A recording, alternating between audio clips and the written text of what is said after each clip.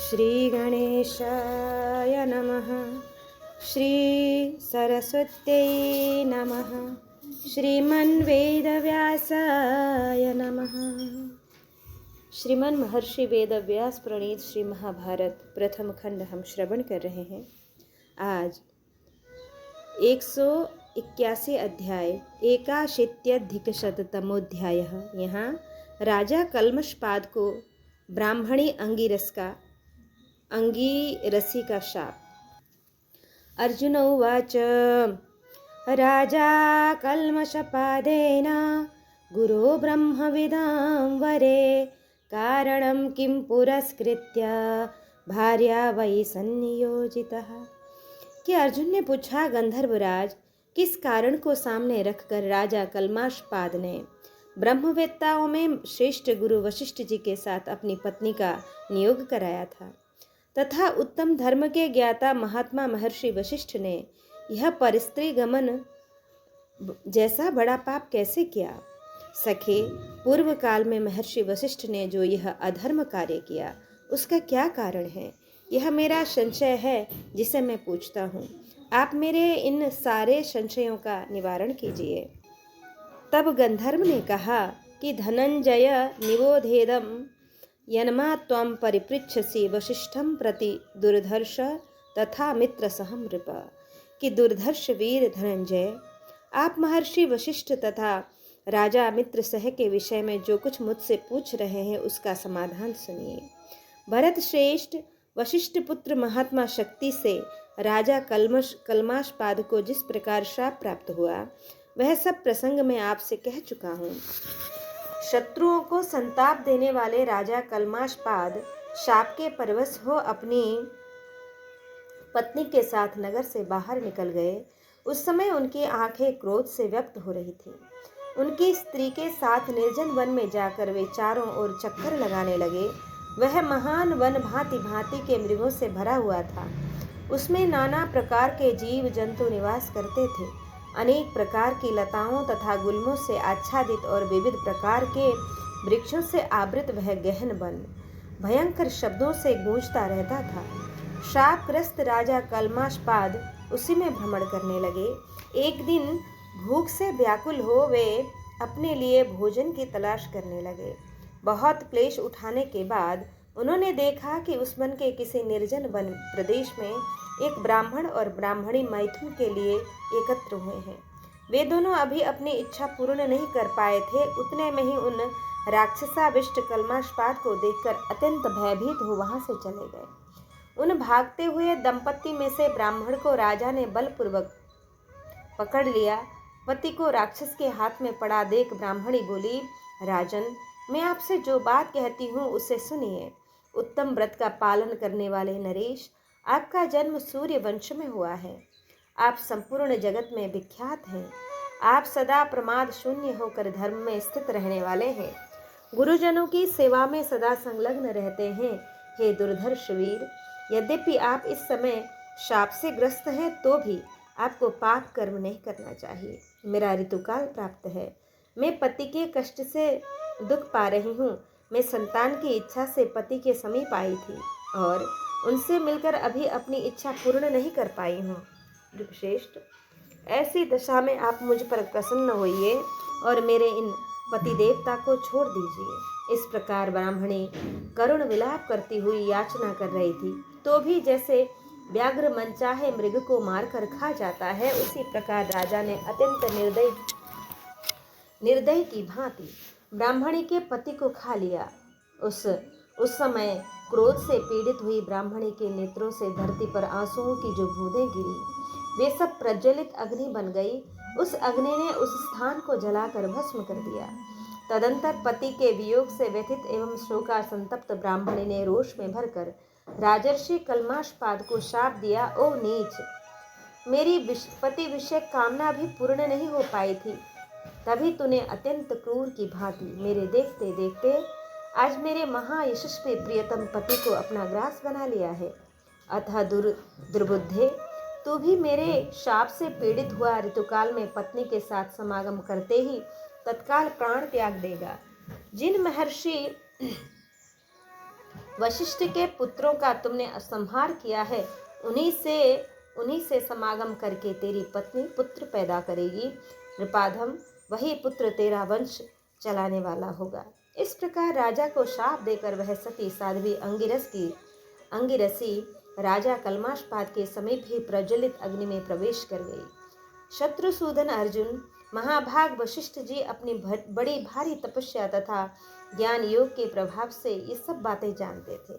दीर्घ काल के पश्चात वे राजर्षि जब शाप से मुक्त हुए तब ऋतुकाल में अपनी पत्नी के पास गए, परंतु उनकी रानी मदयंती ने उन्हें उक्त शाप की याद दिलाकर रोक दिया। राजा कल्माशपाद काम से मोहित हो रहे थे, इसलिए उन्हें शाप का स्मरण नहीं रहा। महारानी मदयंती की बात सुनकर वे नृपश्रेष्ठ बड़े संभ्रम घबराहट में पड़ गए। उस शाप को बार बार याद करके उन्हें बड़ा संताप हुआ। नृपश्रेष्ठ, इसी कारण शाप दोष से युक्त राजा कल्माशपाद ने महर्षि वशिष्ठ का अपनी पत्नी के साथ नियोग कराया। कि अर्जुन ने पूछा, गंधर्वराज, हमारे अनुरूप जो कोई वेद वेत्ता पुरोहित हो उनका नाम बताइए। और क्योंकि उन्हें सब कुछ ज्ञात है। तब गंधर्व बोले कि कुंती नंदन, इसी वन के उत्कोचक तीर्थ में महर्षि देवल के छोटे भाई धौम्य मुनि तपस्या करते हैं। यदि आप लोग चाहें तो उन्हीं का पुरोहित के पद पर वर्ण करें। वैशंपायन जी कहते हैं, तब अर्जुन ने बहुत प्रसन्न होकर गंधर्व को विधि पूर्वक आग्नेयास्त्र प्रदान किया और यह बात कही कि गंधर्व प्रवर, आपने जो घोड़े दिए हैं वे अभी आपके ही पास रहें। आवश्यकता के समय हम आपसे ले लेंगे, आपका कल्याण हो। अर्जुन की यह बात पूरी होने पर गंधर्वराज और पांडवों ने एक दूसरे का बड़ा सत्कार किया। फिर पांडवगण गंगा के रमणीय तट से अपनी इच्छा के अनुसार चल दिए। जन्मेजय तदंतर उत्कोचक तीर्थ में धौम्य के आश्रम पर जाकर पांडवों ने धौम्य का पुरोहित्य कर्म के लिए वरण किया और संपूर्ण वेदों के विद्वानों में श्रेष्ठ धौम्य ने जंगली फल मूल अर्पण करके तथा पुरोहिती के लिए स्वीकृति देकर उन सबका सत्कार किया। पांडवों ने उन ब्राह्मण देवता को पुरोहित बनाकर यह भलीभांति विश्वास कर लिया कि हमें अपना राज्य और धन अब मिले हुए के ही समान है। साथ ही उन्हें यह भी भरोसा हो गया कि स्वयंवर में द्रौपदी हमें मिल जाएगी। उन गुरु एवं पुरोहित के साथ हो जाने से उस समय भरतवंशियों में श्रेष्ठ पांडवों ने अपने आप को सनाथ सा समझ लिया। गुरु उदार बुद्धि धौम्य वेदार्थ के तत्वज्ञ थे, वे ब्राह्मणों के गुरु हुए। उन धर्मज्ञ मुनि ने धर्मज्ञ कुंती कुमारों को अपना यजमान बना लिया। धौम्य को भी यह विश्वास हो गया कि ये बुद्धि वीर्य बल और उत्साह से युक्त देवोपम वीर संगठित होकर स्वधर्म के अनुसार अपना राज्य अवश्य प्राप्त कर लेंगे। धौम्य ने पांडवों के लिए स्वस्ति वाचन किया। तदंतर उन नरश्रेष्ठ पांडवों ने एक साथ द्रौपदी के स्वयंवर में जाने का निश्चय किया। कि वैशंपायन जी कहते हैं कि ततस्ते नर शार्दूला भ्रातरः पंच पांडवा प्रययुर्द्रौपदी द्रष्टुम तम च देशम महोत्सवः। जन्मेजय, तब वे नरश्रेष्ठ पांचों भाई पांडव राजकुमारी द्रौपदी उनके पांचाल देश और वहां के महान उत्सव को देखने के लिए वहां से चल दिए। मनुष्य में सिंह के समान वीर परम तप पांडव अपनी माता के साथ यात्रा कर रहे थे। उन्होंने मार्ग में देखा बहुत से ब्राह्मण एक साथ जा रहे हैं। राजन, उन ब्रह्मचारी ब्राह्मणों ने पांडवों से पूछा, आप लोग कहाँ जाएंगे और कहाँ से आ रहे हैं? तब युधिष्ठिर बोले, विप्रवरों, हम लोगों को मालूम हो कि हम लोग एक साथ विचरने वाले सहोदर भाई हैं और अपनी माता के साथ एक चक्रा नगरी से आ रहे हैं। ब्राह्मणों ने कहा, आज ही पांचाल देश को चलिए। वहाँ राजा द्रुपद के दरबार में महान धन धान्य से संपन्न स्वयंवर का बहुत बड़ा उत्सव होने वाला है। हम सब लोग एक साथ चले हैं और वहीं जा रहे हैं। वहाँ अत्यंत अद्भुत और बहुत बड़ा उत्सव होने वाला है। यज्ञसेन नाम वाले महाराज द्रुपद के एक पुत्री है जो यज्ञ की वेदी से प्रकट हुई है। उसके नेत्र विकसित कमल दल के समान सुंदर हैं। उसका एक एक अंग निर्दोष है। वह मनस्विनी सुकुमारी द्रुपद कन्या देखने ही योग्य है। द्रोणाचार्य के शत्रु प्रतापी धृष्टद्युम्न की वह बहन है। धृष्टद्युम्न वे ही हैं जो कवच, खड्ग, धनुष और बाण के साथ उत्पन्न हुए हैं। महाबाहु धृष्टद्युम्न प्रज्वलित अग्नि से प्रकट होने के कारण अग्नि के समान ही तेजस्वी हैं। द्रौपदी निर्दोष अंगों तथा पतली कमर वाली है और उनके शरीर से नील कमल के समान सुगंध निकलकर एक कोस तक फैलती रहती है। वह उन्हीं धृष्टद्युम्न की बहन है। यज्ञसेन की पुत्री द्रौपदी का स्वयंवर नियत हुआ है, अतः हम लोग उस राजकुमारी को तथा उस स्वयंवर के दिव्य महोत्सव को देखने के लिए वहां जा रहे हैं। वहां कितने ही प्रचुर दक्षिणा देने वाले, यज्ञ करने वाले, स्वाध्यायशील, पवित्र नियम पूर्वक व्रत का पालन करने वाले महात्मा एवं तरुण अवस्था वाले दर्शनीय राजा और राजकुमार अनेक देशों से पधारेंगे। अस्त्र विद्या में निपुण महारथी भूमिपाल भी वहां आएंगे। वे नरपतिगण अपनी अपनी विजय के उद्देश्य से वहां नाना प्रकार के उपहार, धन, गौएं, भक्ष्य और भोज्य आदि सब प्रकार की वस्तुएं दान करेंगे और उनका वह दान ग्रहण कर स्वयंवर को देखकर और उत्सव का आनंद लेकर फिर हम लोग अपने अपने अभिष्ट स्थान को चले जाएंगे।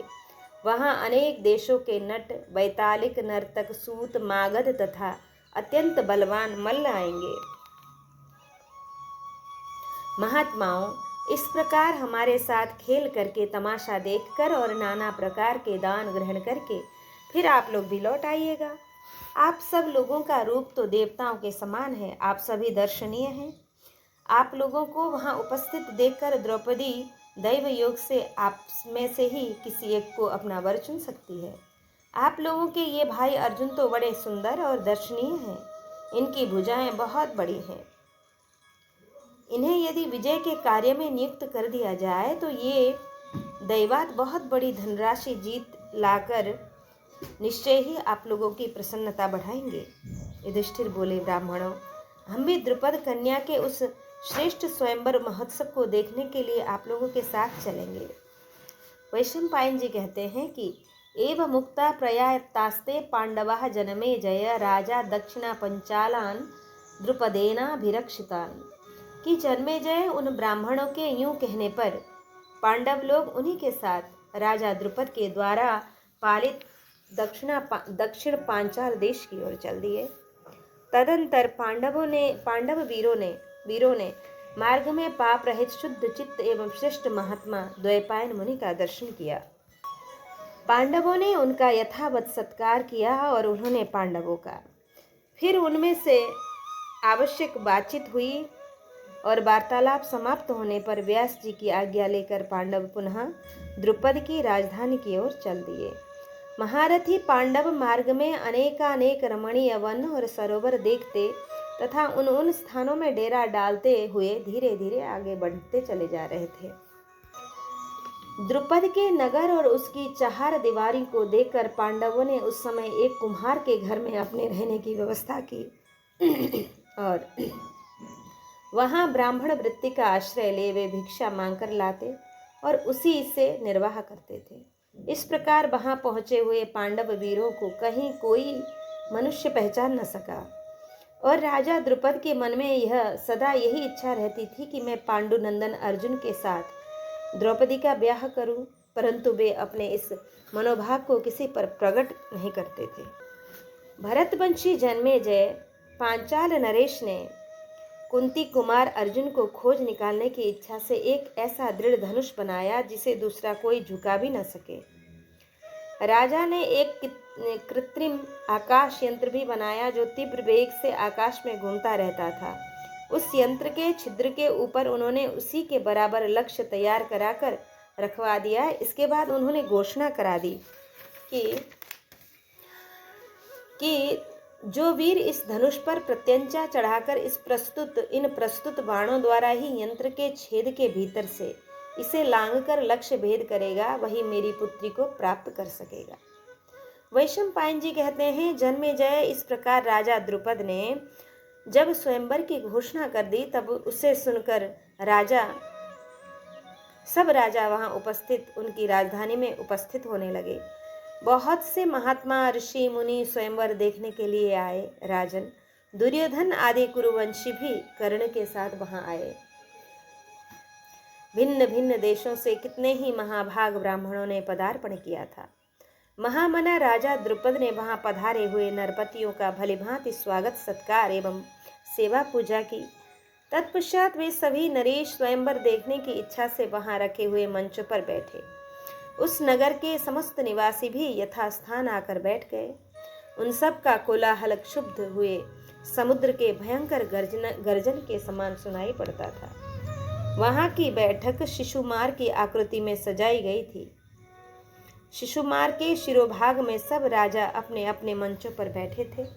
नगर से ईशान कोण में सुंदर एवं समतल भूमि पर स्वयंवर सभा का रंगमंडप सजाया गया था, जो सब ओर से सुंदर भवनों द्वारा घिरा होने के कारण बड़ी शोभा पा रहा था। उसके सब ओर चार दीवारी और खाई बनी थी। अनेक फाटक और दरवाजे उस मंडप की शोभा बढ़ा रहे थे। विचित्र चंदों से उस सभा भवन को सब ओर से सजाया गया था। वहां सैकड़ों प्रकार के बाजे बज रहे थे। बहुमूल्य अगुरु धूप की सुगंध चारों ओर फैल रही थी। फर्श पर चंदन के जल का छिड़काव किया गया था। सब ओर फूलों की मालाएं और हार टंगे थे, जिसमें वहां की शोभा बहुत ही बढ़ गई थी। उस रंग मंडप के चारों ओर कैलाश शिखर के समान ऊंचे और श्वेत रंग के गगनचुंबी महल बने हुए थे। उन्हें भीतर से सोने के जालीदार पर्दों और झालरों से सजाया गया था। फर्श और दीवारों में मणि एवं रत्न जड़े गए थे। उत्तम सुखपूर्वक चढ़ने योग्य सीढ़ियां बनी थी। बड़े बड़े आसन और बिछावन आदि बिछाए गए थे। अनेक प्रकार की मालाएं और हार उन भवनों की शोभा बढ़ा रहे थे। अगुर की सुगंध छा रही थी। वे हंस और चंद्रमा की किरणों के समान श्वेत दिखाई देते थे। उनके भीतर से निकली हुई धूप की सुगंध चारों ओर 1 योजन तक फैल रही थी। उन महलों में सैकड़ों दरवाजे थे। उनके भीतर आने जाने के लिए बिल्कुल रोक टोक नहीं थी और वे भांति भांति की शैयाओं तथा आसनों से सुशोभित थे। उनकी दीवारों को अनेक प्रकार की धातुओं के रंग से रंगा गया था, अतः वे राजमहल हिमालय के बहुरंगे शिखरों के समान सुशोभित हो रहे थे। उन्हीं सत महले मकानों या विमानों में जो अनेक प्रकार के बने हुए थे, सब राजा लोग परस्पर एक दूसरे से होड़ रखते हुए सुंदर से सुंदर श्रृंगार धारण करके बैठे। नगर और जनपद के लोगों ने जब देखा कि उक्त विमानों में बहुमूल्य मंचों के ऊपर महान बल और पराक्रम से संपन्न परम सौभाग्यशाली काला गुरु से विभूषित महान कृपा प्रसाद से युक्त ब्राह्मण भक्त अपने अपने राष्ट्र के रक्षक और शुभ पुण्य कर्मों के प्रभाव से संपूर्ण जगत के प्रिय श्रेष्ठ नरपतिगण आकर बैठ गए हैं। तब राजकुमारी द्रौपदी के दर्शन का लाभ लेने के लिए वे भी सब और सुखपूर्वक जा बैठे। वे पांडव भी पांचाल नरेश की उस सर्वोत्तम समृद्धि का अवलोकन करते हुए ब्राह्मणों के साथ उन्हीं की पंक्ति में बैठे थे। राजन, नगर में बहुत दिनों से लोगों की भीड़ बढ़ रही थी। समाज के द्वारा प्रचुर धन रत्नों का दान किया गया था। बहुतेरे नट और नर्तक अपनी अपनी कला दिखाकर उस समाज की शोभा बढ़ा रहे थे। 16वें दिन अत्यंत मनोहर समाज जुटा। भरत श्रेष्ठ उसी दिन स्नान करके सुंदर वस्त्र और सब प्रकार के आभूषणों से विभूषित हो हाथों में सोने की बनी हुई कामदार जयमाला लिए द्रुपद कुमारी उस रंगभूमि में उतरी। तब सोमक वंशी क्षत्रियों के पवित्र एवं मंत्रज्ञ ब्राह्मण पुरोहित ने अग्निवेदी के चारों ओर कुशा बिछाकर वेदोक्त विधि के अनुसार प्रज्वलित अग्नि में घी की आहुति डाली और इस प्रकार अग्निदेव को तृप्त करके ब्राह्मणों से स्वस्ति वाचन कराकर चारों ओर बजने वाले सब प्रकार के बाजे बंद करा दिए गए।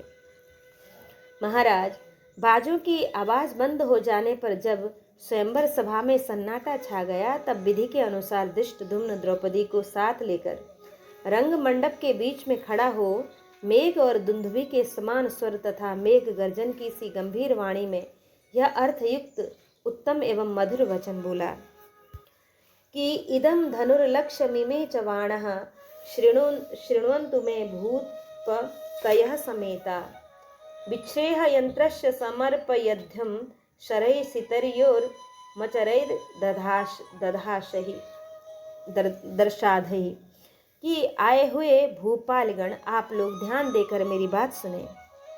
यह धनुष है, ये बाण है और यह निशाना है। आप लोग आकाश में छोड़े हुए 5 पैने बाणों द्वारा इस यंत्र को छेद के भीतर से लक्ष्य को भेद कर गिरा दे। मैं सच कहता हूँ, झूठ नहीं बोलता। जो उत्तम कुल, सुंदर रूप और श्रेष्ठ बल से संपन्न वीर यह महान कर्म कर देगा, आज मेरी बहन कृष्णा उसी की धर्म पत्नी होगी। धृष्टद्युम्न ने कहा कि दुर्योधनो दुर्विशहो दुर्मुखो दुष्प्रदर्शनः विविंशतिर्विकर्णश्च सहो दुशासनस्तथा युत्सुर्वायुवेगश्च भीमवेगरवस्तथा उग्रायुधो बलाकी च करकायुर्विरोचनः। कि बहन यह देखो, दुर्योधन दुर्विशः दुर्मुख दुष्प्रदर्शन विविंशति विकर्ण सह दुशासन युत्सु वायुवेग भीमवेग और उग्रायुध बलाकी करकायु विरोचन कुंडक चित्रसेन सुबर्चा कनक ध्वज नंदक बाहुशाली तुहुंड तथा विकट, ये और दूसरे भी बहुत से महाबली धृतराष्ट्र पुत्र जो सब के सब वीर हैं, तुम्हें प्राप्त करने के लिए कर्ण के साथ यहाँ पधारे हैं। इसके सिवा और भी असंख्य महामना क्षत्रिय शिरोमणि भूपाल यहाँ आए हैं। इधर देखो, गांधार राज सुबल के पुत्र शकुनी, वृषभ और बृहद्दुल बैठे हैं। गांधार के ये सभी पुत्र यहाँ पधारे हैं। अश्वत्थामा और भोज, ये दोनों महान तेजस्वी और संपूर्ण शस्त्रधारियों में श्रेष्ठ हैं।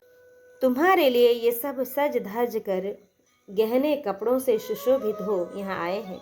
राजा बृहंत, मणिमान, दंडधार, सहदेव, जयतसेन, राजा मेघसंधि अपने दोनों पुत्रों शंख और उन उत्तर के साथ राजा विराट, वृद्ध क्षेम के पुत्र सुशर्मा, राजा सेनाबिंदु, सुकेतु और उनके पुत्र सुवर्चा, सुचित्रा, सुकुमार, ब्रिक, सत्यधृति, सूर्यध्वज, रोचमान, नील, चित्रायुध, अंशुमान, चेकितान, महाबली, श्रेणीमान, समुद्रसेन के प्रतापी पुत्र इंद्र, चंद्रसेन, जलसंध, विदंड और उनके पुत्र दंड और पौंड्रक, वासुदेव, पराक्रमी भगदत्त, कलिंग नरेश, ताम्रलिप्त नरेश, पाटन के राजा अपने 2 पुत्रों वीर रुक्मांगद तथा रुक्मरथ के साथ, महारथी मद्रराज शल्य, कुरुवंशी सोमदत्त तथा उसके 3 महारथी शूरवीर पुत्र भूरिश्रवा और शल, काम्बोज देशीय सुदक्षिण और पुरुषवंशी दृढ़धनवा, महाबली सुषेण, उशी नर देशीय शिवी तथा चोर डाकुओं को मार डालने वाले कारुषाधिपति यहाँ आए हैं। इधर शंकरशन, वासुदेव, भगवान श्री कृष्ण, रुक्मणी नंदन, पराक्रमी प्रद्युम्न, सांब, चारुदेश्य, प्रद्युम्न कुमार अनिरुद्ध, श्री कृष्ण के बड़े भाई गद, अक्रूर, सात्विकी, परम बुद्धिमान उद्धव, हृदिक पुत्र कृतकर्मा, विपृथु, विदुरथ, कंक, शंकु, गवेषण, आशावह, अनिरुद्ध, शमीक, सारी मेजय, वीर, वातपति, झिल्ली पिंडारक तथा पराक्रमी उशी नर, ये सब वृष्णिवंश के कहे गए हैं। भगीरथ वंशी बृहत् क्षत्र, सिंधुराज, जयद्रथ, बृहद्रथ, बाल्हिक, महारथी श्रुतायु, उलूक, राजा कैतब, चित्रांगद, शुभांगद, बुद्धिमान वत्सराज, कौशल नरेश, पराक्रमी शिशुपाल तथा जरासंध, ये तथा और भी अनेक जनपदों के शासक भूमंडल में विख्यात बहुत से क्षेत्रीय वीर तुम्हारे लिए यहाँ पधारे हैं। भद्रे, ये पराक्रमी नरेश तुम्हें पाने के उद्देश्य से इस उत्तम लक्ष्य का भेदन करेंगे। शुभे, जो इस निशान को भेद डाले उसी का आज तुम वर्ण करना। वैशंपायन जी कहते हैं कि तेलम कृता कुंडलिनो युवाना परस्परम स्पर्धमाना नरेन्द्र अस्त्रं बलं चात्मनि मन्यमाना सर्वे समुत्पेतुरुदायुधास्ते रूपेण वीर्येण कुलेन चैव शीलेन वित्तेन न यौवनेन समिद्धदर्पा मदवेगभिन्ना मत्तायया हैमवता गजेन्द्रः।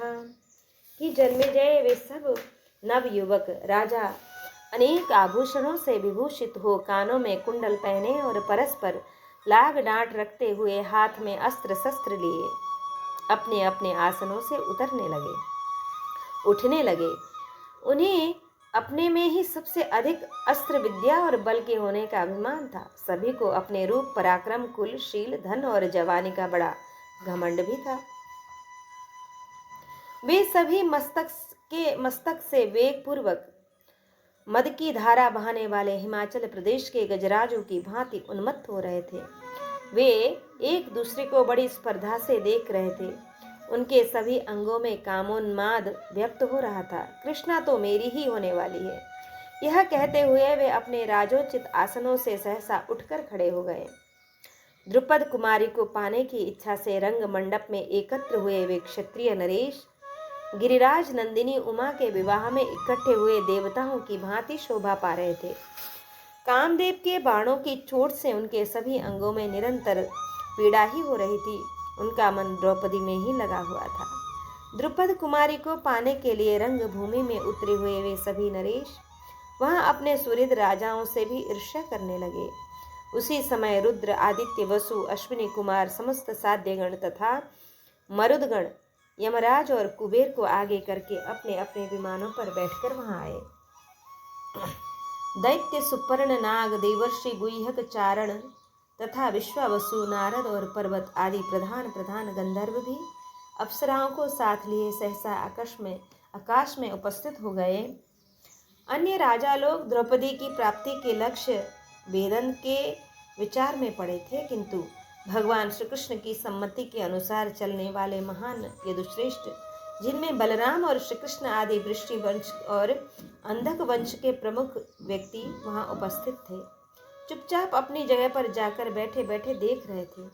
यदुवंश शिरोमणि प्रधान नेता श्री कृष्ण ने लक्ष्मी जी के सन्मुख विराजमान गजराजों तथा राख में छिपी हुई आग के समान मतवाले हाथी की सी आकृति वाले पांडवों को, जो सब अंगों में भस्म लपेटे हुए थे, देखकर तुरंत पहचान लिया और बलराम जी से धीरे धीरे से कहा, भैया वह देखिए, युधिष्ठिर, भीम, अर्जुन और दोनों जुड़वे वीर नकुल सहदेव उधर बैठे हैं।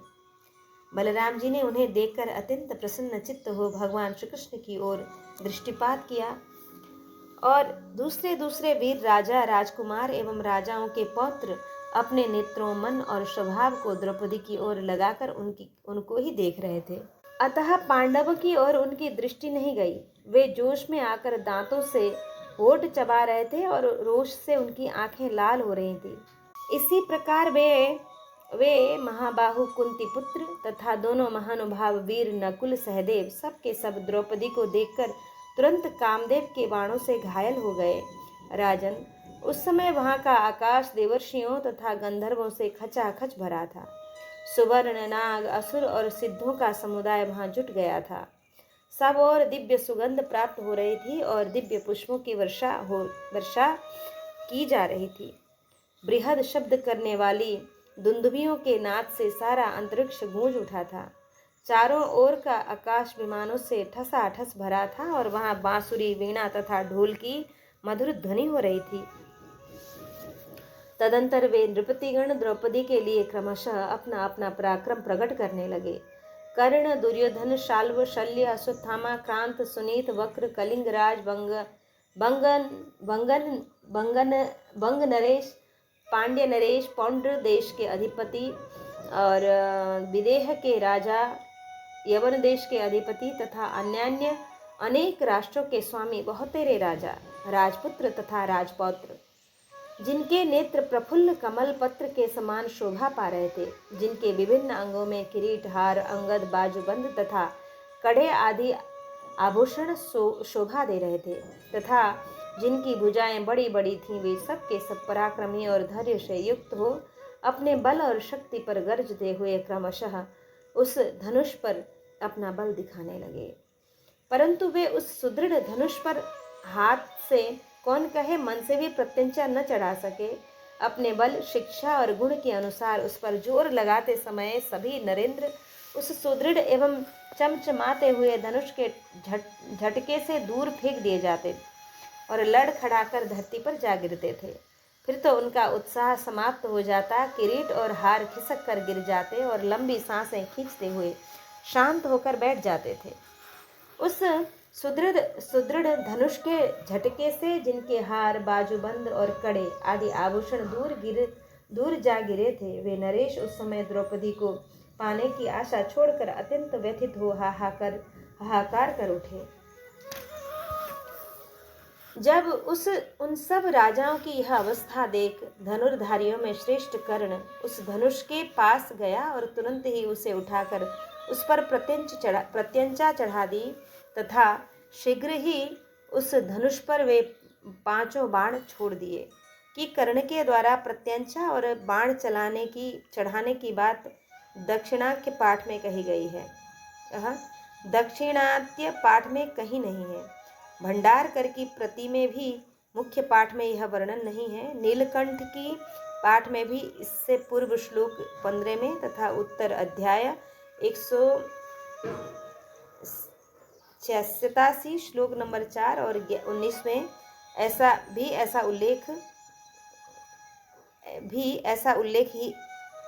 ही उल्लेख है कि कर्ण धनुष पर प्रत्यंचा और बाण नहीं चढ़ा सका था। इससे यही सिद्ध होता है कि कर्ण ने बाण नहीं चढ़ाया था। अग्नि, चंद्रमा और सूर्य से भी अधिक तेजस्वी सूर्यपुत्र कर्ण द्रौपदी के प्रति आसक्त होने के कारण जब लक्ष्य भेदन की प्रतिज्ञा करके उठा, तब उसे देखकर महान धनुर्धर पांडवों ने यह विश्वास कर लिया कि अब इस उत्तम लक्ष्य को भेदकर पृथ्वी पर गिरा देगा। कर्ण को देखकर द्रौपदी ने उच्च स्वर से यह बात कही, मैं सूत जाति के पुरुष का वर्ण नहीं करूंगी। यह सुनकर कर्ण ने अमर श्रेष्ठ हंसी के साथ भगवान सूर्य की ओर देखा और उस प्रकाशमान धनुष को डाल दिया। इस प्रकार जब वे सभी क्षत्रिय सब ओर से हट गए, तब यमराज के समान बलवान वीर धीर चेदीराज दमघोष पुत्र महाबुद्धिमान शिशुपाल धनुष उठाने के लिए चला, परंतु उस पर हाथ लगाते ही घुटनों के बल पृथ्वी पर गिर पड़ा। तदंतर पराक्रमी एवं महाबली राजा जरासंध धनुष के निकट आकर पर्वत की भांति अविचल भाव से खड़ा हो गया, परंतु उठाते समय धनुष का झटका खाकर वह भी घुटनों के बल गिर पड़ा। तब वहां से उठकर राजा जरासंध अपने राज्य को चला गया।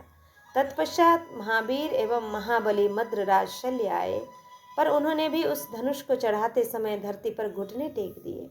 तदंतर शत्रुओं को संताप देने वाला धृतराष्ट्र पुत्र महाबली राजा दुर्योधन सहसा अपने भाइयों के बीच से उठकर खड़ा हो गया। उसके अस्त्र शस्त्र बड़े मजबूत थे। वह स्वाभिमानी होने के साथ ही समस्त राजोचित लक्षणों से भी संपन्न था। द्रौपदी को देखकर उसका हृदय हर्ष से खिल उठा और वह शीघ्रतापूर्वक धनुष के पास आया। उस धनुष को हाथ में लेकर वह चापधारी इंद्र के समान शोभा पाने लगा।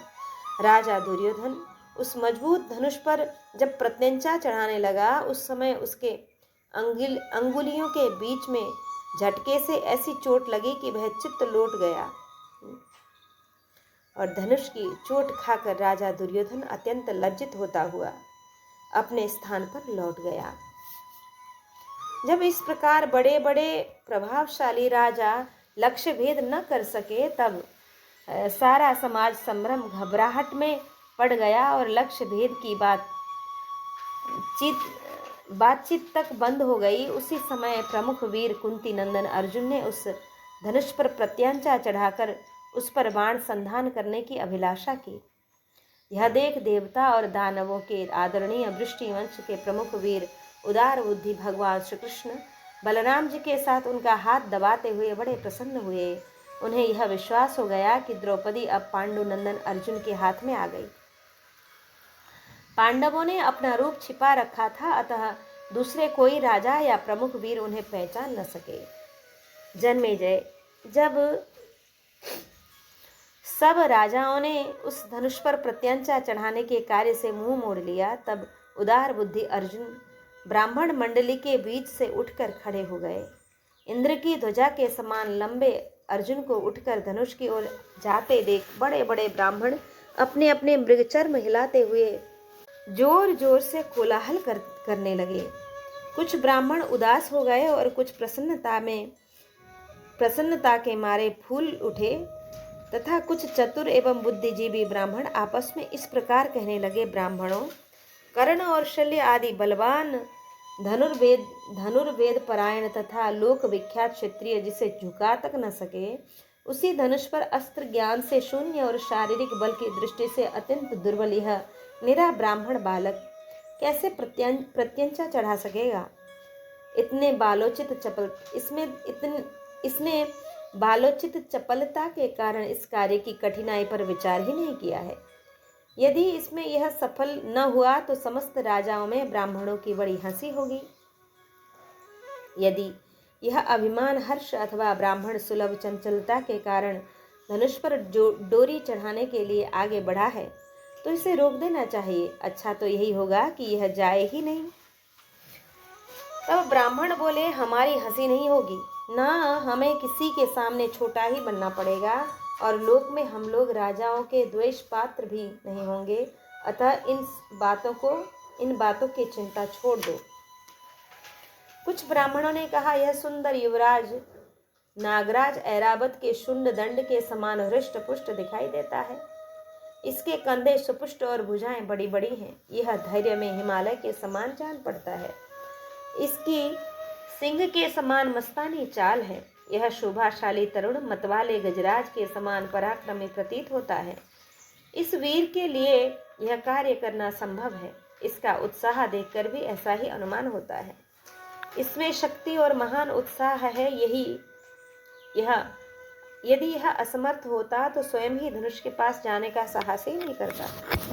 संपूर्ण लोकों में देवता असुर आदि के रूप में विचरने वाले पुरुषों का ऐसा कोई कार्य नहीं है जो ब्राह्मणों के लिए असाध्य हो। ब्राह्मण लोग जल पीकर, हवा खाकर अथवा फलाहार करके भी दृढ़ता पूर्वक व्रत का पालन करते हैं। अतः वे शरीर से दुबले होने पर भी अपने तेज के कारण अत्यंत बलवान होते हैं। ब्राह्मण भला बुरा, सुखद दुखद और छोटा बड़ा जो भी कर्म प्राप्त होता है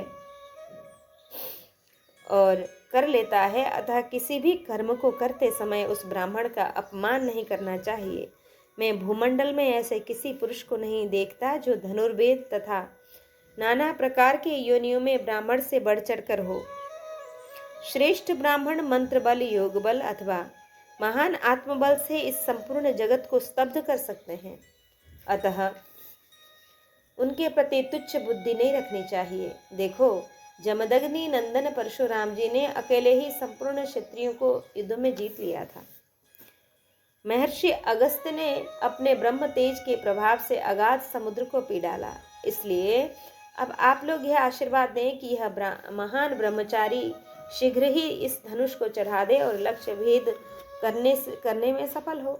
यह सुनकर वे श्रेष्ठ ब्राह्मण उसी प्रकार आशीर्वाद की वर्षा करने लगे।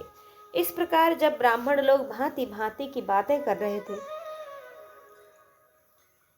उस समय अर्जुन धनुष के पास जाकर पर्वत के समान अविचल भाव से खड़े हो गए। फिर उन्होंने धनुष के चारों ओर घूमकर उसकी परिक्रमा की। इसके बाद वरदायक भगवान शंकर को मस्तक झुकाकर प्रणाम किया और मन ही मन भगवान श्री कृष्ण का चिंतन करके अर्जुन ने वह धनुष उठा लिया। रुक्म, सुनीत, वक्र, कर्ण, दुर्योधन, शल्य तथा शाल्व आदि धनुर्वेद के पारंगत विद्वान पुरुष सिंह राजा लोग महान प्रयत्न करके भी जिस धनुष पर डोरी न चढ़ा सके, उसी धनुष पर विष्णु के समान प्रभावशाली एवं पराक्रमी वीरों में श्रेष्ठता का अभिमान रखने वाले इंद्र कुमार अर्जुन ने पलक मारते ही मारते प्रत्यंचा चढ़ा दी। इसके बाद उन्होंने वे 5 बाण भी अपने हाथों में ले लिए और उन्हें चलाकर बात की बात में लक्ष्य भेद दिया। अब बिंधा हुआ लक्ष्य अत्यंत छिन्न भिन्न हो गया कि अत्यंत छिन्न भिन्न हो यंत्र के छेद से सहसा पृथ्वी पर गिर पड़ा। उस समय आकाश में बड़े जोर का हर्षनाद हुआ और सभा मंडप में तो उससे भी महान आनंद कोलाहल छा गया। देवता लोग शत्रुहंता अर्जुन के मस्तक पर दिव्य फूलों की वर्षा करने लगे। सहस्त्रों ब्राह्मण हर्ष में भरकर वहां अपने दुपट्टे हिलाने लगे, मानो अर्जुन की विजय ध्वजा फहरा रहे हों। फिर तो जो लोग लक्ष्य भेद करने में असमर्थ हो हार मान चुके थे, वे राजा लोग सब और से हाहाकार करने लगे। उस रंगभूमि में आकाश से सब और फूलों की वर्षा हो रही थी। बाजा बजाने वाले लोग सैकड़ों अंगोबाली तुरही आदि बजाने लगे। सूत और मागध गण महा मीठे स्वर से यशुगान करने लगे। अर्जुन को देखकर शत्रुसूदन द्रुपद के हर्ष की सीमा न रही। उन्होंने अपनी सेना के साथ उनकी सहायता करने का निश्चय किया। उस समय जब महान कोलाहल बढ़ने लगा, धर्मात्माओं में श्रेष्ठ युधिष्ठिर पुरुषोत्तम नकुल और सहदेव को साथ लेकर डेरे पर ही चले गए। लक्ष्य को बींध कर धरती पर गिरा देख धनुर इंद्र के तुल्य पराक्रमी अर्जुन पर दृष्टि डालकर हाथ में सुंदर श्वेत पुष्पों की जयमाला लिए द्रौपदी मंद मंद मुस्कुराती हुई कुंती कुमार के समीप आ गईं और उसका रूप जिन्होंने बार बार देखा था, उनके लिए भी वह नित्य नई सी जान पड़ती थी। वह द्रुपद कुमारी बिना हंसी के भी हंसती सी प्रतीत होती थी। मद सेवन के बिना भी आंतरिक अनुराग सूचक भावों के द्वारा लड़खड़ाती सी चलती थी और बिना बोले भी केवल दृष्टि से ही बातचीत करती सी जान पड़ती थी। निकट जाकर राजकुमारी द्रौपदी ने वहां जुटे हुए समस्त राजाओं के समक्ष उन सब की अपेक्षा करके सहसा वह वरमाला अर्जुन के गले में डाल दी और विनय पूर्वक खड़ी हो गई। जैसे शची ने देवराज इंद्र का, स्वाहा ने अग्निदेव का, लक्ष्मी ने भगवान विष्णु का, उषा ने सूर्यदेव का, रति ने कामदेव का, गिरिराज कुमारी उमा ने महेश्वर का, विदेह राज नंदिनी सीता ने श्री राम का तथा भीम कुमारी दमयंती ने नृपश्रेष्ठ नल का वर्ण किया था, उसी प्रकार द्रौपदी ने पांडुपुत्र अर्जुन का वर्ण कर लिया। अद्भुत अद्भुत कर्म करने वाले अर्जुन इस प्रकार स्वयंवर सभा में स्त्री रत्न द्रौपदी को जीतकर उसे अपने साथ ले रंगभूमि से बाहर निकले। पत्नी द्रौपदी उनके पीछे पीछे चल रही थी। उस समय उपस्थित ब्राह्मणों ने उनका बड़ा सत्कार किया कि वैशंपायन जी कहते हैं कि तस्मै दित्सति कन्याम तू ब्राह्मणा तदा नृपे कोप आसीन महीपाना मालोक्यान्योन्य मंतिकान, कि जन्मेजय राजा द्रुपद उस ब्राह्मण को कन्या देना चाहते हैं। यह जानकर उस समय राजाओं को बड़ा क्रोध हुआ और वे एक दूसरे को देखकर तथा समीप आकर इस प्रकार कहने लगे कि अहो देखो तो सही, यह राजा द्रुपद यहाँ एकत्र हुए हम लोगों को तिनके की तरह तुच्छ समझकर और हमारा उल्लंघन करके युवतियों में श्रेष्ठ अपनी कन्या का विवाह एक ब्राह्मण के साथ करना चाहता है। यह वृक्ष लगाकर अब फल लगने के समय उसे काट कर गिरा रहा है। अतः हम लोग इस दुरात्मा को मार डालें, क्योंकि यह हमें कुछ नहीं समझ रहा है। यह राजा द्रुपद गुणों के कारण अपने वृद्धोचित सम्मान पाने का अधिकारी भी नहीं है। राजाओं से द्वेष करने वाले इस दुराचारी को पुत्र सहित हम लोग मार डालें। पहले तो इसने हम सब राजाओं को बुलाकर सत्कार किया, उत्तम गुणयुक्त भोजन कराया और ऐसा करने के बाद यह हमारा अपमान कर रहा है। देवताओं के समूह की भांति उत्तम नीति से सुशोभित राजाओं के इस समुदाय में क्या इसने किसी भी नरेश को अपनी पुत्री के योग्य नहीं देखा? स्वयंवर में कन्या द्वारा वरण प्राप्त करने का अधिकार ही ब्राह्मणों को नहीं है। यह बात प्रसिद्ध है कि स्वयंवर क्षत्रियों का ही होता है।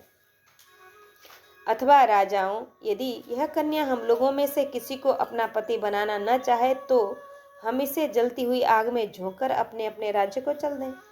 यद्यपि इस ब्राह्मण ने चपलता के कारण अथवा राजकन्या के प्रति लोभ होने से हम राजाओं का अप्रिय किया है, तथापि ब्राह्मण होने के कारण हमें किसी प्रकार इसका वध नहीं करना चाहिए, क्योंकि हमारा राज्य, जीवन, रत्न, पुत्र, पौत्र तथा और भी जो धन वैभव है वह सब ब्राह्मणों के लिए ही है। ब्राह्मणों के लिए हम इन सब चीज़ों का त्याग कर सकते हैं। द्रुपद को तो हम इसलिए दंड देना चाहते हैं कि हमारा अपमान न हो, हमारे धर्म की रक्षा हो और दूसरे स्वयंवरों की भी ऐसी दुर्गति न हो। यूँ कहकर परिग जैसी मोटी बाहों वाले वे श्रेष्ठ भूपाल हर्ष और उत्साह में भरकर हाथों में शस्त्र अस्त्र लिए द्रुपद को मारने की इच्छा से उनकी ओर वेग से दौड़ पड़े। उन बहुत से राजाओं को क्रोध में भरकर धनुष लिए आए देख द्रुपद अत्यंत भयभीत हो ब्राह्मणों की शरण में गए। मद की धारा बहाने वाले मदोन्मत्त गजराजों की भांति उन नरेशों को वेग से आते देख शत्रुदमन धनुर्धर पांडव नंदन भीम और अर्जुन उनका सामना करने के लिए आ गए। तब हाथों में गोह के चमड़े के दस्ताने पहने और आयुधों को ऊपर उठाए अमर्ष में भरे हुए वे सभी नरेश कुरुराज कुमार अर्जुन और भीमसेन को मारने के लिए उन पर टूट पड़े। तब तो वज्र के समान शक्तिशाली तथा अद्भुत एवं भयानक कर्म करने वाले अद्वितीय वीर महाबली भीमसेन ने गजराज की भांति अपने दोनों हाथों से एक वृक्ष को उखाड़ा और उसके पत्ते झाड़ दिए। फिर मोटी और विशाल भुजाओं वाले शत्रुनाशक कुंती कुमार भीमसेन उसी वृक्ष को हाथ में लेकर भयंकर दंड उठाए हुए दंडधारी यमराज की भांति पुरुषोत्तम अर्जुन के समीप खड़े हो गए। असाधारण बुद्धि वाले तथा देवराज इंद्र के समान महापराक्रमी अचिंत्य कर्मा अर्जुन अपने भाई भीमसेन के उस अद्भुत कार्य को देखकर चकित हो उठे और भय छोड़कर धनुष हाथ में लिए हुए युद्ध के लिए डट गए। जिनकी बुद्धि लोकोत्तर और कर्म अचिंत्य हैं, उन भगवान श्री कृष्ण ने अर्जुन तथा उनके भाई भीमसेन का वह साहसपूर्ण कार्य देखकर भयंकर पराक्रमी एवं हल को ही आयुध के रूप में धारण करने वाले अपने भ्राता बलराम जी से यह बात कही। य एष सिंहर्षभ खेलगामी महद्धनु कर्षति तालमात्रम् यशर्जुनो नात्र विचार्यमस्ति यद्यस्मि संकर्षण वासुदेव स्त्वैव वृक्षं तरसा भज्य राज्ञां किनारे सहसा प्रवृत्तः वृकोदरान्यन्य इहैतदद्य कर्तुं समर्था समरे पृथिव्यां। कि भैया शंकर्षण, ये जो श्रेष्ठ सिंह के समान चाल से लीला पूर्वक चल रहे हैं, ये ताल के कि ऊर्ध्ववृत्ति तदोमार ने तालमित्यभिधीयते। इस वचन के अनुसार एक मनुष्य अपनी बाह को ऊपर उठाकर खड़ा हो तो उस हाथ से लेकर पैर तक की लंबाई को ताल कहते हैं। कि ताल के बराबर विशाल धनुष को खींच रहे हैं ये अर्जुन ही हैं, इसमें विचार करने की कोई बात नहीं है। यदि मैं वासुदेव हूँ तो मेरी यह बात झूठी नहीं है। और ये जो बड़े वेग से वृक्ष उठाकर सहसा समस्त राजाओं का सामना करने के लिए उद्यत हुए हैं भीमसेन हैं, क्योंकि इस समय पृथ्वी पर भीमसेन के सिवा दूसरा कोई ऐसा वीर नहीं है जो युद्ध भूमि में यह अद्भुत पराक्रम कर सके। अच्युत, कि जो विकसित कमल दल के समान विशाल नेत्रों वाले दुबले पतले विनयशील गोरे महान सिंह की सी चाल से चलने वाले तथा लंबी सुंदर एवं मनोहर नाक वाले पुरुष अभी यहाँ से निकले हैं, वे धर्मपुत्र युधिष्ठिर हैं। अच्युत, जो विकसित कमल दल के समान विशाल नेत्रों वाले दुबले पतले विनयशील गोरे महान सिंह की सी चाल चलने वाले तथा लंबी सुंदर एवं मनोहर नाक वाले पुरुष हैं, वे ही धर्मराज युधिष्ठिर हैं। उनके साथ युगल कार्तिकीय जैसे दो कुमार थे, वे अश्विनी कुमारों के पुत्र नकुल और सहदेव हैं। ऐसा मेरा अनुमान है, क्योंकि मैंने सुन रखा है कि उस लाक्षागृह के दाह से पांडव और कुंती देवी सभी बचकर निकल गए थे। राजा लोग रणभूमि में पांडुपुत्र अर्जुन के प्रति अपना क्रोध जैसे प्रकट कर रहे थे, उसे सुनकर अर्जुन के बल को जानते हुए चक्रधारी पुरुषोत्तम भगवान श्री कृष्ण ने बलराम जी से कहा, भैया आपको घबराना नहीं चाहिए। यदि बहुत से देवता और असुर एकत्र हो जाएं तो भी भीम के छोटे भाई कुंती कुमार अर्जुन उन सब के साथ अकेले ही युद्ध करने में समर्थ हैं। फिर इन मानव भूपालों पर विजय पाना कौन बड़ी बात है। यदि सब्यसाची अर्जुन हमारी सहायता लेना चाहेंगे तो हम इनके लिए प्रयत्न करेंगे। वीरवर, मेरा विश्वास है कि पांडुपुत्र अर्जुन की पराजय नहीं हो सकती। कि जलहीन मेघ के समान गौर वर्ण वाले हलधर बलराम जी ने अपने छोटे भाई श्री कृष्ण की बात पर विश्वास करके उनसे कहा, भैया कुरुकुल के श्रेष्ठ वीर पांडवों सहित अपनी बुआ कुंती को लाक्षागृह से बची हुई देखकर मुझे बड़ी प्रसन्नता हुई है।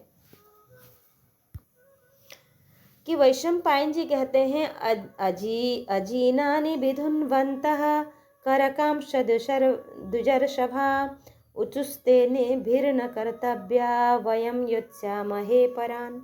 कि जन्मेजय उस समय अपने मृगचर्म और कमंडलुओं को हिलाते और उछालते हुए वे श्रेष्ठ ब्राह्मण अर्जुन से कहने लगे, तुम डरना नहीं, हम सब लोग तुम्हारी ओर से शत्रुओं के साथ युद्ध करेंगे। इस प्रकार की बातें करने वाले उन ब्राह्मणों से अर्जुन ने हंसते हुए से कहा, आप लोग दर्शन होकर बगल में चुपचाप खड़े रहें। मैं अकेला ही सीधी नोक वाले सैकड़ों बाणों की वर्षा करके क्रोध में भरे हुए इन शत्रुओं को उसी प्रकार रोक दूंगा जैसे मंत्रज्ञ लोग अपने मंत्रों के बल पर से विषैले सर्पों को कुंठित कर देते हैं। यूं कहकर महाबली अर्जुन उसी स्वयंवर में लक्ष्य भेद के लिए प्राप्त हुए धनुष को झुकाकर उस पर प्रत्यंचा चढ़ा दी और उसे हाथ में लेकर भाई भीमसेन के साथ वे पर्वत के समान अविचल भाव से खड़े हो गए। तदंतर कर्ण आदि रमणोन्मत्त क्षत्रियों को आते देख वे दोनों भाई निर्भय हो उन पर उसी तरह टूट पड़े जैसे दो मतवाले हाथी अपने विपक्षी हाथियों की ओर बढ़े जा रहे हों। तब युद्ध के लिए उत्सुक उन राजाओं ने कठोर स्वर में ये बातें कहीं कि युद्ध की इच्छा वाले ब्राह्मण भी रणभूमि में बध शास्त्रानुकूल देखा गया है। यूं कहकर वे राजा लोग सहसा ब्राह्मणों की ओर दौड़े। महातेजस्वी कर्ण अर्जुन की ओर युद्ध के लिए बढ़ा, ठीक उसी तरह जैसे हथिनी के लिए लड़ने की इच्छा रखकर एक हाथी अपने प्रतिद्वंदी दूसरे हाथी से भिड़ने के लिए जा रहा हो। महाबली मद्रराज शल्य भीमसेन से जा भिड़े। दुर्योधन आदि सभी भूपाल एक साथ अन्यान्य ब्राह्मणों के साथ उस युद्ध भूमि में बिना किसी प्रयास के खेलसा करते हुए कोमलतापूर्वक शीत युद्ध करने लगे। तब तेजस्वी अर्जुन ने अपने धनुष को जोर से खींचकर अपनी ओर वेग से आते हुए सूर्यपुत्र कर्ण को कई तीक्ष्ण बाण मारे। उन दूसह तेज वाले तीखे बाणों के वेग पूर्वक आघात से राधा नंदन कर्ण को मूर्छा आने लगी। वह बड़ी कठिनाई से अर्जुन की ओर बढ़ा। विजय वीरों में श्रेष्ठ वे दोनों योद्धा हाथों की फुर्ती दिखाने में बेजोड़ थे। उनमें कौन बड़ा है और कौन छोटा यह बताना असंभव था। दोनों ही एक दूसरे को जीतने की इच्छा रखकर बड़े क्रोध से लड़ रहे थे। देखो, तुमने जिस अस्त्र का प्रयोग किया है उसे रोकने के लिए मैंने यह अस्त्र चलाया है। देख लो मेरी भुजाओं का बल। इस प्रकार शौर्य सूचक वचनों द्वारा वे आपस में बातें भी करते जाते थे। तदंतर अर्जुन ने बाहुबल की इस पृथ्वी पर कहीं समता नहीं है यह जानकर सूर्यपुत्र कर्ण अत्यंत क्रोध पूर्वक जमकर युद्ध करने लगा। उस समय अर्जुन द्वारा चलाए हुए उन सभी वेगशाली बाणों को काटकर कर्ण बड़े जोर से सिंहनाद करने लगा। समस्त सैनिकों ने उसके इस अद्भुत कार्य की सराहना की। कर्ण बोला कि विप्रवर, युद्ध में आपके बाहुबल से मैं बहुत संतुष्ट हूँ। आप में थकावट या विषाद का कोई चिन्ह नहीं दिखाई देता और आपने सभी शस्त्र अस्त्रों को जीतकर मानो अपने काबू में कर लिया है। आपकी यह सफलता देखकर मुझे बड़ी प्रसन्नता हुई है। विप्र शिरोमणे, आप मूर्तिमान धनुर्वेद हैं या परशुराम, अथवा आप स्वयं इंद्र या अपनी महिमा से कभी च्युत न होने वाले साक्षात भगवान विष्णु हैं। मैं समझता हूँ आप इन्हीं में से कोई हैं और अपने स्वरूप को छिपाने के लिए यह ब्राह्मण वेश धारण करके बाहुबल का आश्रय ले मेरे साथ युद्ध कर रहे हैं, क्योंकि युद्ध में मेरे कुपित होने पर साक्षात सचिपति इंद्र तथा अथवा किरीटधारी पांडुनंदन अर्जुन के अतिरिक्त दूसरा कोई मेरा सामना नहीं कर सकता। कर्ण के ऐसा कहने पर अर्जुन ने उसे इस प्रकार उत्तर दिया, कर्ण, ना तो मैं धनुर्वेद हूँ और ना प्रतापी परशुराम हूँ। मैं तो संपूर्ण शस्त्रधारियों में उत्तम और योद्धाओं में श्रेष्ठ एक ब्राह्मण हूँ। गुरु का उपदेश पाकर ब्रह्मास्त्र तथा इंद्रास्त्र दोनों में पारंगत हो गया हूँ। वीर, आज मैं तुम्हें युद्ध में जीतने के लिए खड़ा हूँ, तुम भी स्थिरता पूर्वक खड़े रहो। वैशंपायन जी कहते हैं, जन्मेजय, अर्जुन की यह बात सुनकर महारथी कर्ण ब्रह्म तेज को अजेय मानता हुआ उस समय युद्ध छोड़कर हट गया। उसी समय दूसरे स्थान को अपना रणक्षेत्र बनाकर वहीं बलवान वीर शल्य और भीमसेन एक दूसरे को ललकारते हुए दो मतवाले गजराजों की भांति युद्ध कर रहे थे। दोनों ही विद्या बल और युद्ध की कला से संपन्न थे। वे घूंसों और घुटनों से एक दूसरे को मारने लगे। दोनों एक दूसरे को दूर तक ठेल ले जाते, नीचे गिराने का प्रयत्न करते, कभी अपनी ओर खींचते और कभी अगल बगल से पैतरे देकर गिराने की चेष्टा किया करते थे। इस प्रकार वे एक दूसरे को खींचते और मुक्कों से मारते थे। उस समय घूसों की मार से दोनों के शरीरों पर अत्यंत भयंकर चटचट शब्द हो रहा था। वे परस्पर इस प्रकार कह रहे थे मानो इस प्रकार प्रहार कर रहे थे मानो पत्थर टकरा रहे हों। लगभग 2 घड़ी तक दोनों उस युद्ध में एक दूसरे को खींचते और ठेलते रहे। कुरुश्रेष्ठ बलवान भीमसेन ने एक आश्चर्य की बात यह कही कि महाबली शल्य को पृथ्वी पर पटक कर भी मार नहीं डाला। भीमसेन के द्वारा शल्य के पछाड़ दिए जाने और अर्जुन से कर्ण के डर जाने पर सभी राजा युद्ध का विचार छोड़ शंकित हो भीमसेन को चारों ओर से घेर कर खड़े हो गए और एक साथ ही बोल उठे, अहो, ये दोनों श्रेष्ठ ब्राह्मण धन्य हैं। पता तो लगाओ, इनकी जन्मभूमि कहाँ की है तथा ये रहने वाले कहाँ के हैं।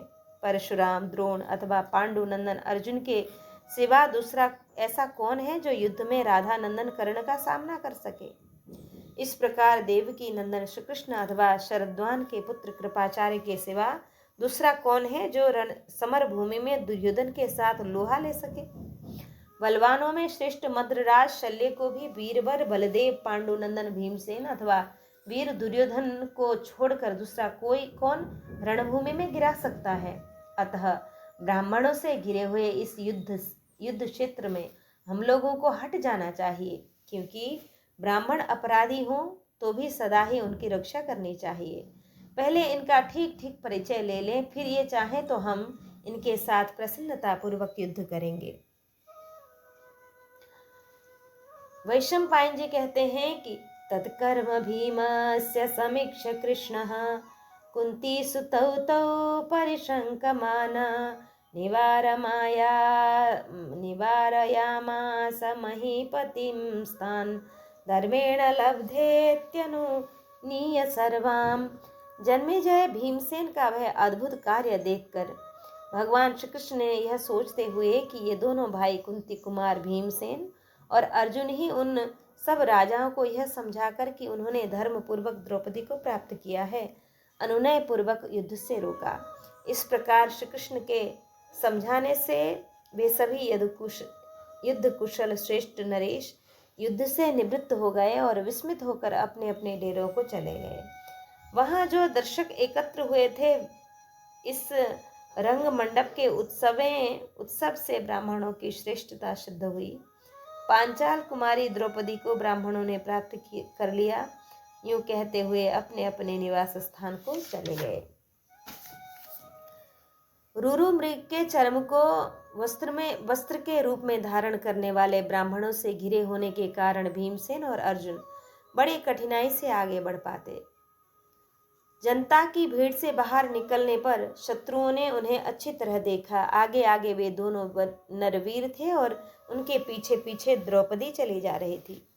द्रौपदी के साथ वहां उन दोनों की बड़ी शोभा हो रही थी। वे ऐसे लगते थे जैसे पूर्णमासी तिथि को मेघों की घटा से निकलकर चंद्रमा और सूर्य प्रकाशित हो रहे हों। इधर भिक्षा का समय बीत जाने पर जब पुत्र नहीं लौटे तब उनकी माता कुंती देवी स्नेहवश अनेक प्रकार की चिंताओं में डूबकर उनके विनाश की आशंका करने लगी। कहीं ऐसा तो नहीं हुआ कि धृतराष्ट्र के पुत्रों ने कुरुश्रेष्ठ पांडवों को पहचान कर उनकी हत्या कर डाली हो, अथवा दृढ़ता पूर्वक बैर भाव को मन में रखने वाले महाभयंकर मायावी राक्षसों ने तो मेरे बच्चों को नहीं मार डाला। क्या महात्मा व्यास के भी निश्चित